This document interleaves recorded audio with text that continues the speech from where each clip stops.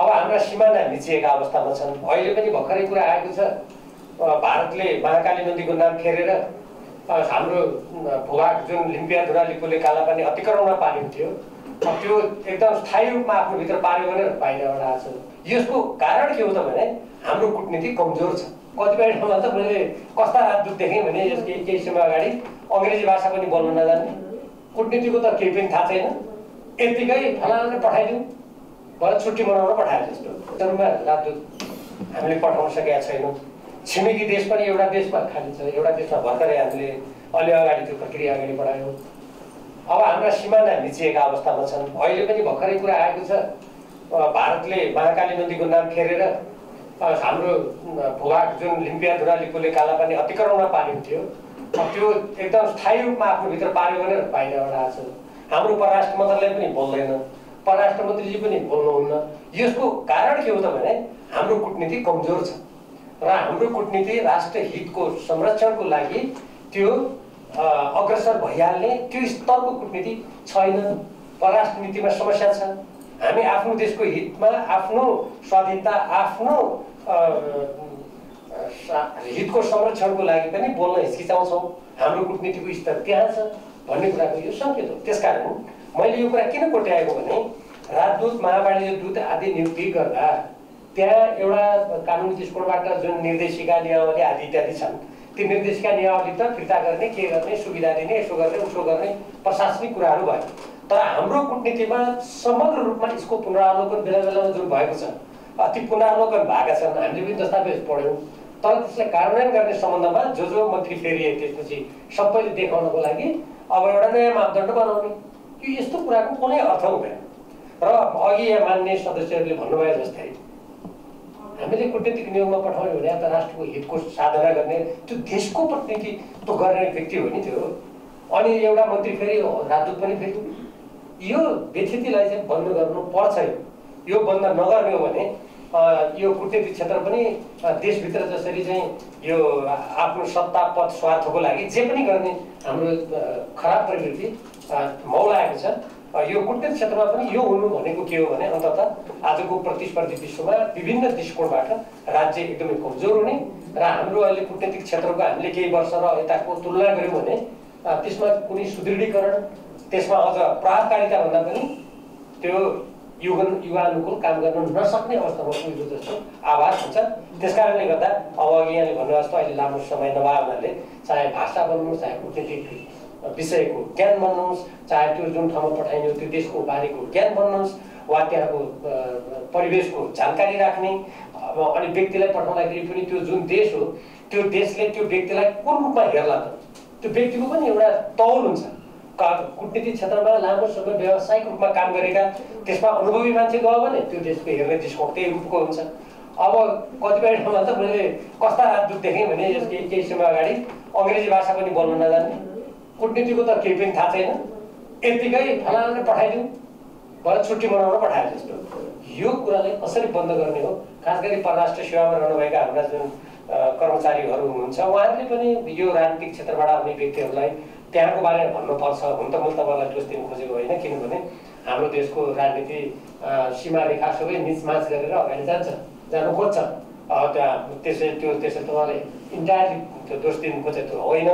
तर यो एउटा सामूहिक सबैको प्रयासबाट हुने कुरा भयो भने यसमा धेरै ठुलो सुधारको आवश्यकता छ। र अब यसमा जुन मापदण्ड सम्बन्धी मन्त्रीजी मान्य सभापतिले भन्नुभयो जस्तो मन्त्रीजी आउनु भएपछि यसका समग्र रूपमा विगतका हामीले मापदण्ड बनाएका कुराहरू, त्यसको कार्यान्वयनको स्तर, अनि हाम्रो देशमा विभिन्न कूटनीतिक दृष्टिकोणबाट भएका समस्यालाई समाधान गर्ने हाम्रो परराष्ट्रको दृष्टिकोण, उसको आफ्नो त्यो सम्बन्धी तत्परता आदि विषयको पृष्ठभूमिमा अब कस्ता मापदण्ड अहिलेसम्म सोचिएको छ, त्यसमा सुधारको लागि के काम गर्न खोजिँदैछ, विगतका त्यस्ता मापदण्डहरूमा कुन खालको परिवर्तन गर्न खोजिँदैछ, यी समग्र कुराहरू अब अर्कोचोटि मन्त्रीजी आउनु हुँदाखेरि हामीले यसलाई राजनीतिक दृष्टिकोणबाट पनि विशेष गरी कूटनीतिक दृष्टिकोणबाट नै हामीले विवेचना गरौँला। अब अहिले मैले सबै कुरा पनि सुन्नु पनि पाइनँ, फेरि हतार भन्ने कुरा सुन्न म आजमाले पनि यति नै भन्न चाहन्छु। अब यसमा एउटा कुराको म ध्यान आकर्षण परराष्ट्र मन्त्रालयको के गर्न चाहन्छु भने हामी कहाँ यो खास गरी यो सिमाना सम्बन्धी विषय एकदमै संवेदनशील भएर आएको छ।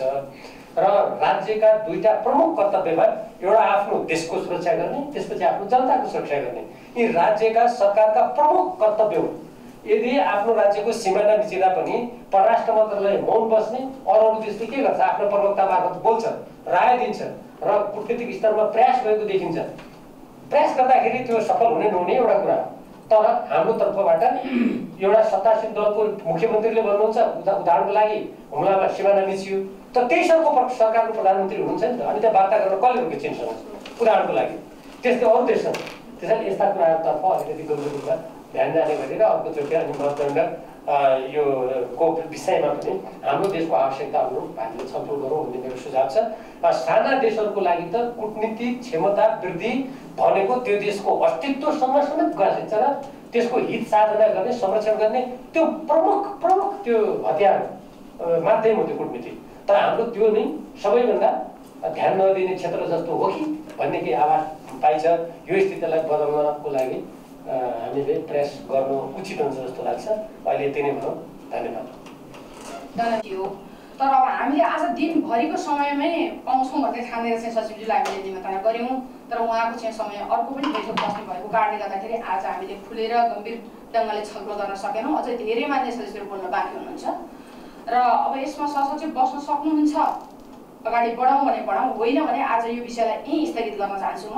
र अर्को समयमा चाहिँ फेरि हामी आएर फेरि मन्त्रीज्यू अथवा सचिवज्यूले नै अझै केही कुराहरू बुझ्न पर्ने अथवा उहाँले ब्रिफिङ गर्नुपर्ने कुराहरू पनि बाँकी रहेको छ र फेरि यसमा छलफल गरेर हामी मन्त्रीज्यूलाई फेरि बोलाउँछौँ र मन्त्रीज्यूलाई बोलाएर मन्त्रीज्यूसँगै रहेरै मन्त्रीज्यूसँगै अब सचिवज्यू पनि आउने कुरा भइहाल्छ र त्यसमा हामी फेरि छलफल गरेर अगाडि जाने कुराहरू चाहिँ म राख्न चाहन्छु। र आज के छ, आज भ्याउनुहुन्छ सचिवज्यू हामी अगाडि बढौँ, होइन भनेदेखि आज स्थगित गरौँ। यसमा मेरो सुझाव हिजो लिएको यति विषय चाहिँ हो, मन्त्रीजीलाई अनिवार्य रूपमा मान्य सभापतिले बोलाउनु पर्यो। अब सचिवज्यूहरू अरू कर्मचारी त आइ नै हाल्नुहुन्छ। मन्त्रीजी अनिवार्य रूपमा उपस्थित हुनु पर्यो र त्यसलाई उच्च राजनीतिक महत्त्वका साथ र कूटनीतिक महत्त्वका साथ हेरौँ। अब सचिवज्यूलाई यहाँ राखेर छलफल गर्ने काम अगाडि चाहिँ नगरौँ भन्ने मेरो सुझाव छ। हस्, धन्यवाद मान्यज्यू, मान्य सदस्यहरू, सचिवज्यू लगायत सम्पूर्ण आजको बैठक वास्तवमा छोटो हुनु ठिक छ, छोटो अत्यन्तै छोटो रूपमा संविधानको मर्म अनुसार जुन तरिकाले समानुपातिक हुनुपर्ने, समावेशी हुनुपर्ने छ कि एकै वर्ग र एकै जातिको चाहिँ प्रभुत्व चाहिँ यसमा भएको छ, त्यो बारेमा पनि अहिले भएका चाहे क्यारियर डिप्लोमेट्सको कुरा गरौँ चाहे पोलिटिकल एपोइन्टीको कुराहरू गरौँ, त्यसमा देखिएको छ। र एउटा कुरा के देखियो भने न्यूनतम 35 वर्ष देखियो, त म्याक्सिमम कति वर्षसम्म आज नेपाल सरकारको कतिपय चाहिँ पोलिटिकल एपोइन्टीहरू भएको कुराहरूमा पनि म्याक्सिमम हुने, यो म्याक्सिमम चाहिँ किन चाहिँ वर्षहरूको जो हुनसकेको छैन। अर्को 2 नम्बरमा अघि इन्ट्रेस्टिङ कुरा गर्नुभयो, नेपाल सरकारबाट मान्यता प्राप्त विद्यालयबाट कम्ती स्नातक प्राधिकरण, यो बारेमा अस्ति एउटा एपोइन्टमेन्ट भएको लाई पनि हाम्रो के अरे सुप्रिम कोर्टले चाहिँ यो मिल्दैन भनेर भनेको कुरा अघि यहाँले पनि बताइदिनु हो कि यसरी चाहिँ राख्दाखेरि पनि सुप्रिम कोर्टले चाहिँ मानेन। किनभनेदेखि सरकारले एकचोटि मन्त्री भइसकेकोलाई चाहिँ क्वालिफिकेसनसँग दाँजेको हुनाले मैले बुझेअनुसार चाहिँ सुप्रिम कोर्टले चाहिँ एजुकेसन क्वालिफिकेसन र मन्त्री भइसकेको क्वालिफिकेसनलाई चाहिँ नमिलेको भनेको जस्तो गरिकन निर्णय गरेको बुझेको छु। र यसबारेमा म के भन्न चाहन्छु भने प्रधानमन्त्री हाम्रो देशको र राष्ट्रपति हाम्रो देशको निर्वाचित हुनुहुन्छ, तर मन्त्रीहरू भनेको नियुक्ति हो। परराष्ट्र मन्त्री चाहिँ 8 क्लास पास भएको पनि हुन सक्ने, 12 क्लास पास भएको पनि हुन सक्ने, अनि त्यही गरेर राजनीति नियुक्ति गरेका चाहिँ राजदूतहरू चाहिँ न्यूनतम चाहिँ पास गरेको भने के हुन्छ। हामीले कतिपय देखेको छौँ राम्रोसँग चाहिँ मास्टरै पास गरेको चुजहरूको पनि इङ्ग्लिसमा कम्युनिकेसन हैसियत कस्तो देखेको छौँ, ज्ञानमा कति देखेको छौँ, कस्ता चाहिँ काम भएको छ, तपाईँहरूले पनि देख्नु भएको छ। भइसकेपछि एक्सपिरियन्सलाई काउन्ट नगरिकन यसको मात्रै किन राखेको थियो र यो व्यवहारिक देखिँदैन कि यो राख्ने हो भने ठिक छ, यो राख्यो भनेदेखि एटलिस्ट परराष्ट्र मन्त्री अर्थमन्त्रीहरू त आफ्नो सब्जेक्टमा चाहिँ एक्सपर्ट भएको क्यारेक्टर चाहियो नि हैनदेखि यो चाहिँ नमिलेको मैले देखेँ। अर्को 6 नम्बरमा नेपालको परराष्ट्र नीति अन्तर्राष्ट्रिय सम्बन्ध द्विपक्षीय बहुपक्षीय कूटनीति आयामहरूबारे अनुशासनको प्रतिनिधित्व सक्ने क्षमता भएका कतिजना आज रिजल्ट हेर्नु हो भने तपाईँहरूका जुन तरिकाले रिपोर्ट आउनुपर्ने यही निर्देशिकाको अन्तर्गत भएका रिपोर्टहरू आउनुपर्नेहरू पनि रिपोर्टहरू पनि पेश भइरहेकाहरू हामी यहाँ देख्दैन। सम्पादन गर्नुपर्ने कुराहरूमा के सम्पादन गरिरहेको छ? इट इज मोर लाइक यो कतिपय पोलिटिकल अपोइन्टीका मान्छेहरू र सेमी रिटायरमेन्ट हुन नलागेका मान्छेहरू चाहिँ जो चाहिँ राजदूत भएर जानुहुन्छ उहाँहरूको निम्ति it's like more like it is a old age home एउटा चाहिँ रिटायरमेन्ट होम जस्तो भएको छ। कुनै चाहिँ कार्यान्वयन हुन नसकेका कामहरू हुन नसकेको कुराहरूको चाहिँ गुनासोहरू चाहिँ आइरहेको दिन्छ। अब एउटा नियुक्ति हुँदाको बखत कुनै अन्तर्राष्ट्रिय वा विदेशी सहायताको सञ्चालित गैर संस्था कार्य नभएका आज हामीले हिस्ट्रीमा हेऱ्यौँ भनेदेखि एनजिओ चलाइरहेका विदेशका कन्सुल जनरल भएर चाहिँ यहाँ बसिरहेका व्यक्तिहरूलाई पनि नियुक्ति भएको थियो।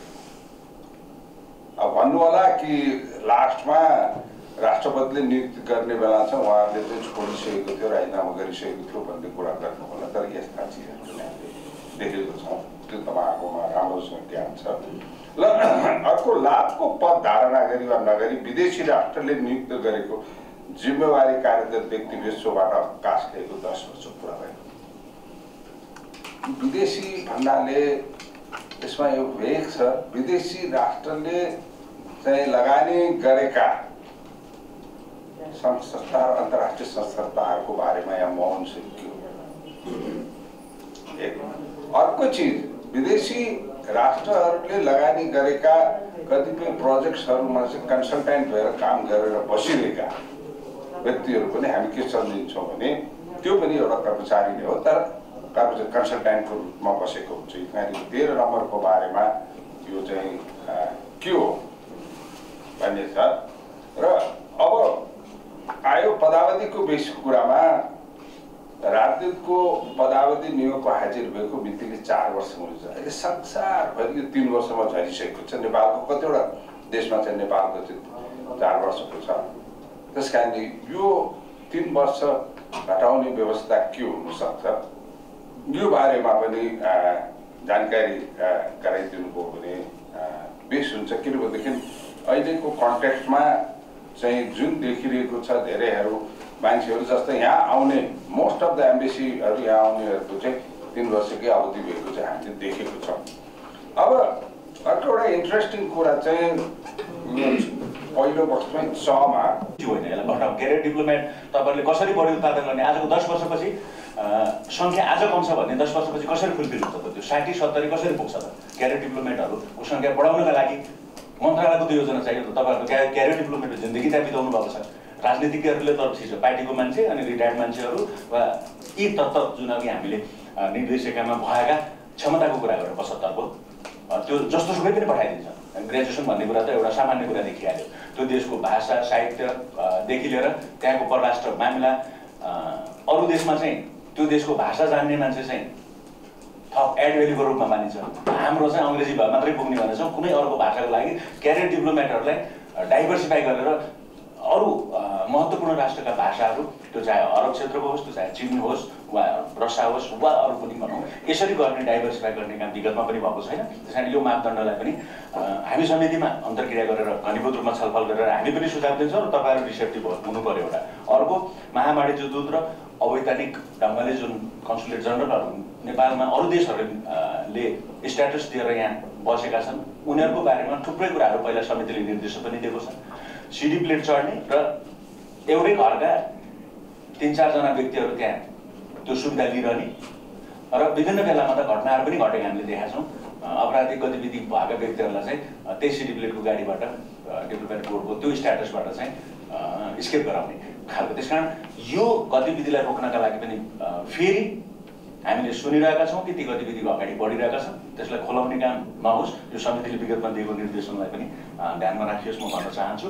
र हामीले हाम्रा यी गतिविधिहरूलाई बलियो बनाउँदै लगेनौँ भने हाम्रो राष्ट्रियता, हाम्रो परराष्ट्र नीति सञ्चालन र सिङ्गो अन्तर्राष्ट्रिय सम्बन्धमा हामी हेप्पिन र चेप्पिन र बढी दबावमा आउँछौँ।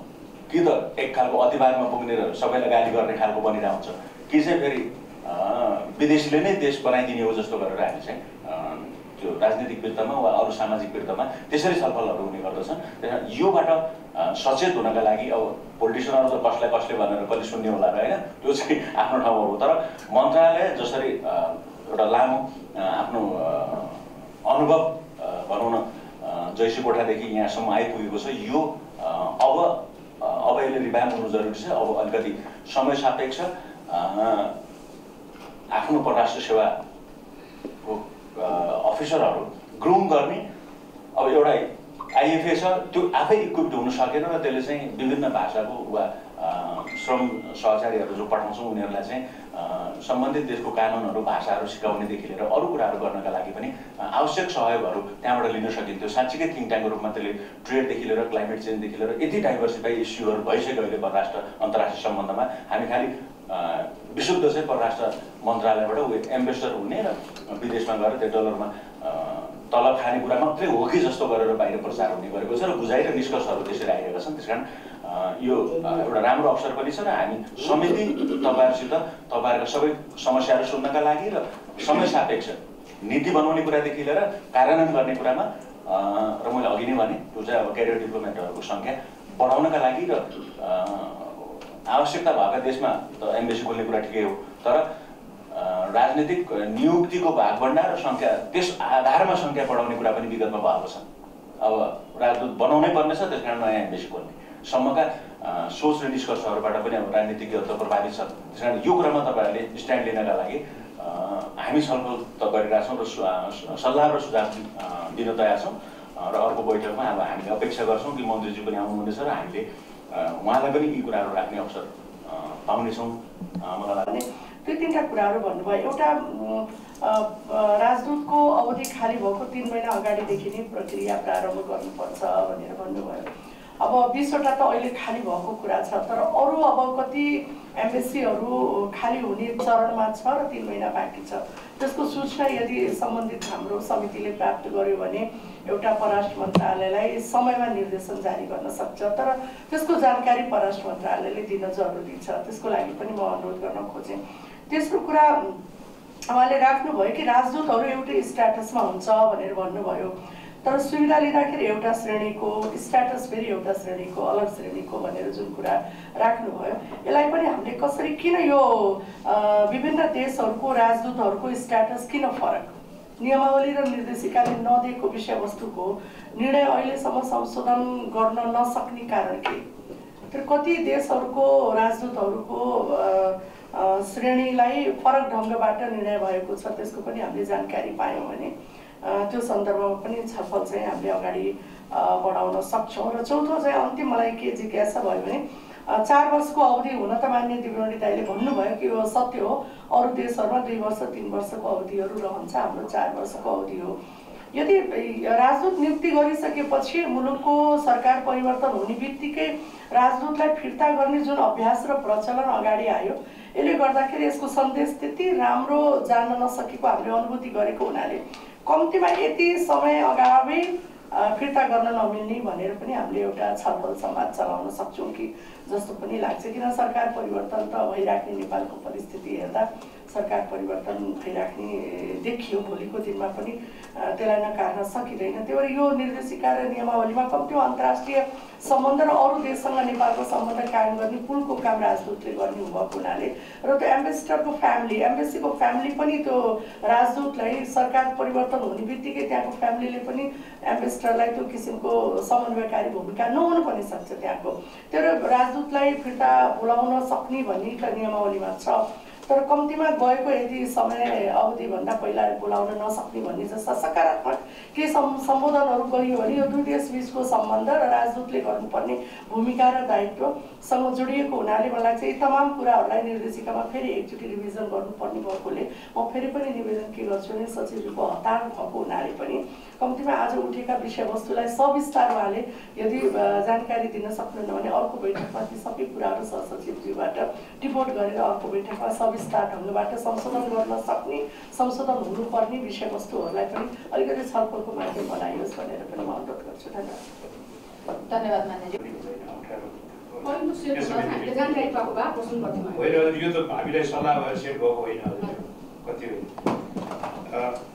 सबभन्दा पहिला त मान्य सभापतिज्यू, मान्य सदस्यज्यूहरू, यो समितिमा सधैँ आउँदाखेरि हरेक कुराहरू चाहिँ अत्यन्त रचनात्मक रूपमा र कन्स्ट्रक्टिभ हिसाबले केही इम्प्रुभ गर्न सकिन्छ कि केही राम्रो दिशामा जान लाग्न सकिन्छ कि भनेर नै मैले पाएको छु। र आज पनि जति कमेन्ट, सुझाव, सिफारिस अथवा चाहिँ टिप्पणी आएका छन् तिनीहरू सबैलाई मैले पोजिटिभ स्पिरिटको रूपमा लिएको छु र त्यसको लागि चाहिँ मान्यज्यूहरू जो जतिले कन्ट्रिब्युट गर्नुभयो उहाँहरूको कृतज्ञता प्रकट गर्छु। दोस्रो कुरा, मैले आफूले भनेको उसमा अलिकति त्यहाँ थोरै केही मिसकम्युनिकेसन भयो कि त्यो मेरो गल्ती होला, त्यस कारणले मैले चाहिँ यो गर्छु। तपाईँले यसो भन्नुभयो भन्ने हिसाबले आएको छ, त्यहाँ मैले केही पनि मेरो आफ्नो सिर्जना केही पनि भनेको छैन। मैले जे छन् यो निर्देशिकामा भएका कुराहरूलाई स्पेल आउट मात्रै गरिदिएको छु मैले। त्यो मैले आफूले भनेको छैन। नेपालको सरकारले क्याबिनेटले पारित गरेको निर्देशिकामा भएको कुराहरू स्पेल आउट गर्नुभन्दा अतिरिक्तको कुरा चाहिँ मैले भनेको छैन। त्यसो कारण त्यति चाहिँ स्पष्टीकरण थिए। अरू पोइन्टहरूको बारेमा मैले डिटेलली रेस्पोन्स गर्नुलाई चाहिँ अहिले समयको कारणले गर्दाखेरि अलिक मिलेन। हजुरहरूले यो सब बुझ्नुहुन्छ। मैले 15 मिनटभन्दा बढी अलरेडी डिले गरिसकेँ उहाँलाई। त्यसो हुनाले अहिले हस्।